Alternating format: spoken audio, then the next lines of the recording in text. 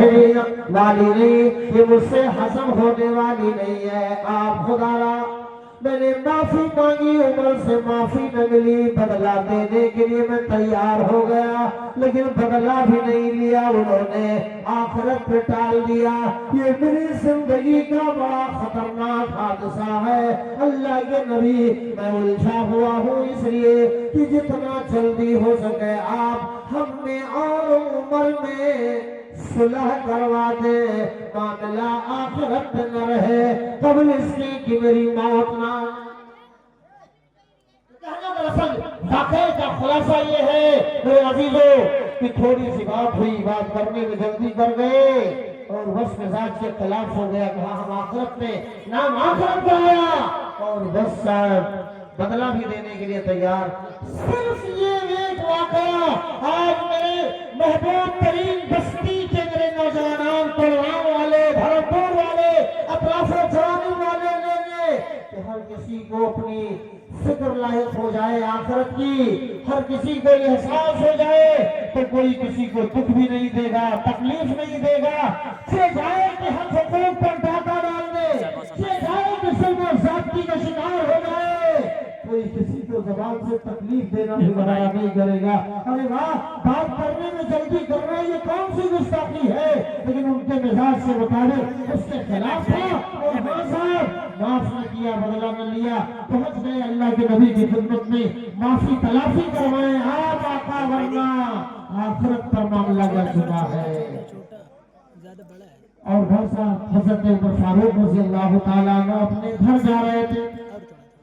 ابھی گھر کی طرف پہنچنے ہی والے ہیں، ادھر ابو بکر صدیق اپنے گھر آئے، ادھر عمر فاروق اپنے گھر پہنچنے والے تھے کہ ان کے بھی قدم رک گئے۔ اب عمر فاروق بھی ادھر سوچنے لگے کہ ہائے افسوس، ابو بکر سے نہ میں نے بدلہ لیا نہ معاف کیا ان کو، وہ معافی بھی مانگ رہے تھے، میں نے آخرت پہ ٹال دیا۔ ابو بکر حق پر ہے، میں نہ حق پر ہوں، وہ تو دونوں پہ راضی برضا تھے، انتقام دینے پر بھی، اور وہ تو معافی کی درخواست بھی کر رہے تھے، معاف کرنے کی بات بھی کر رہے تھے، اور دو ہی رسول ہے اسلام میں، ہم نے دونوں میں کسی ایک پر عمل نہ کیا، غلطی میری ہے۔ دونوں کو آخرت کی فکر دامنگیر ہو گئی، غلطی میری ہے، انہوں نے کہا غلطی میری۔ اب یہ پلٹے ابو بکر صدیق کے گھر چلے گئے، عمر فاروق رضی اللہ تعالیٰ عنہ، پتہ چلا صدیق تو اپنے کہاں ہوں گے، رسالت معاف کی خدمت میں ہوں گے۔ آپ ابو بکر صدیق کی تلاش میں نکلے فاروق اعظم رضی اللہ تعالیٰ عنہ، وہ دیکھو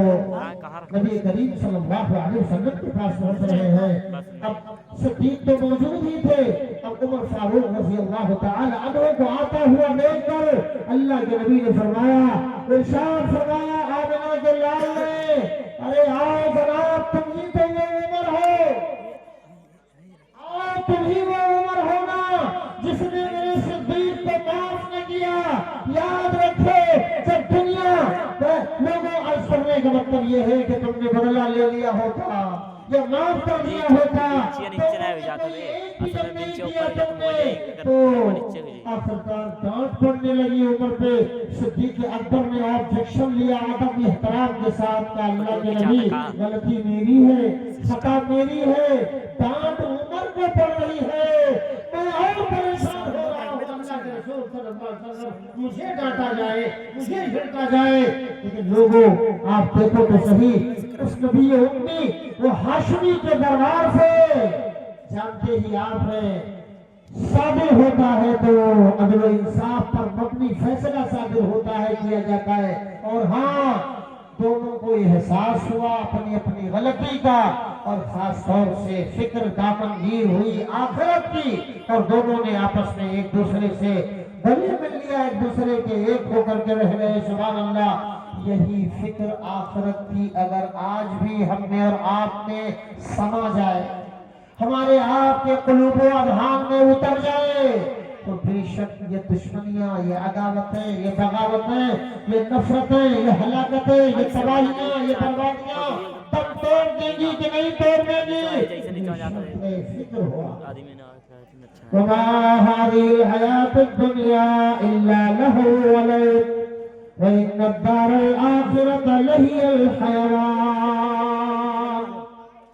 اصل گھر آخرت کا گھر اصل زندگی آخرت کی زندگی ہے قابل قدر سامعین یہ دو چند باتیں آپ حضرات کے حوالے میں نے کی ورنہ عہد فاروقی کے فکر کی آخرت کے حوالے سے واقعات اب سنیں گے آپ علماء کرام سے خود پیارے نبی صلی اللہ علیہ وسلم کی زندگی کے واقعات وغیرہ اللہ تبارک و تعالی ہم سب کو آخرت کی سچی اور اچھی فکر ان واقعات کی روشنی میں کرنے کی اور زیادہ عمل کرنے کی توفیق عطا فرمائے وما علینا الا البلاغ المبین السلام علیکم ورحمۃ اللہ وبرکاتہ